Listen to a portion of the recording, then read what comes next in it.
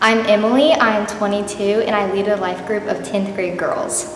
So I grew up in a Christian family and going to beach my whole life, and so I never really had a time where I didn't believe God existed. I went to Stanton, which if you know what that is, it's a stupidly hard school really far away. The whole time I was there, thought I was an idiot because I was comparing myself to all these super smart IB students who ended up going to Harvard. And so I was set on going to FSU because the averagely smart people who are good girls, they went to FSU and that was my plan. I even did my high school beauty pageant. And junior year, they make you announce where you're gonna go to college, even though you haven't applied yet. So announce to the whole school, oh, I'm gonna go to FSU, this is what I'm gonna do. And so I was planning on going to FSU. To do the Family and Child Sciences program, and then I was going to continue on with grad school there so that I could be a child life specialist.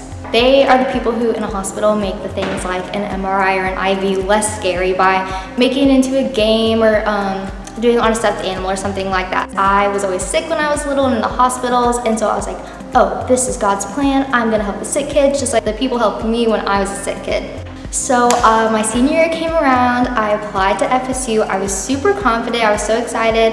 My SATs, my GPA, they exceeded what I guess the expectations for it. I had spent my entire high school career lettering in sports, doing all the clubs. I literally did Miss Stanton so that I could put it on my college application, and I was really excited. I thought for sure I was gonna get in. I thought for sure this is where God wanted me to go, and all my friends, that was what we were all gonna do together. So as I was driving home from school, my phone was blowing up. I remember this vividly. All of my friends were saying, oh, we got in, we got an FSU, did you get in? And so I got home and my stepdad was in the driveway, and I said, the FSU applications, they're out. And we logged on to my account and I didn't get in, and I just started sobbing, and I just stood there and I was just devastated because my entire plan for the next rest of my life was shattered in that moment because I didn't get into the dream school.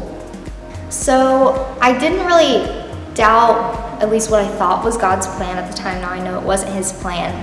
I doubted his willingness to help me get there. I thought this is still God's plan for my life, but he's not gonna help me get there. He's not gonna help me do all the things I need to do to get to this end goal that he has set for me.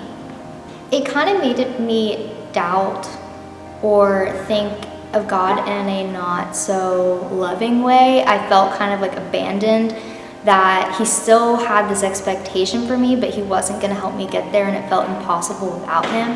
And so it made me question how good he really was and if he really was looking for the good in my life. So after I didn't get into FSU, I was just determined to leave Jacksonville. And so I went and toured USF, and I gotten in, and I was like, that's where I'm gonna go. I just wanna get out of Jacksonville. So I went and toured it, and I hated it. So I came home and I was like, I'm just gonna go to UNF. I'll transfer to FSU later. And I was so bitter about it. I wasn't going to UNF because I wanted to go to UNF. I just felt that it was the easiest thing to do, and it was gonna be too difficult to try to do anything else. So I went to my freshman orientation, and I did not know how to schedule classes very well. And on Fridays, I had this giant gap in the middle. And so instead of driving home because I was lazy, I decided, oh, I'll start going seeing my grandparents, because my grandparents lived right by UNF, but I never really saw them, and that turned into a big thing. Every single semester that I was at UNF, I decided to block out a time in my schedule so that I could go visit with my grandparents. Now I have this amazing relationship with my grandparents that I would have never had if I had left. Another amazing thing that I hadn't even considered when I was just dead set on getting out of Jacksonville was my little sister. She's 11 years younger than me. She's the most important thing in the world to me, and so being able to watch her grow up, she jokes that I'm mom number 2, and help take care of her and help raise her has been the most meaningful experience to me.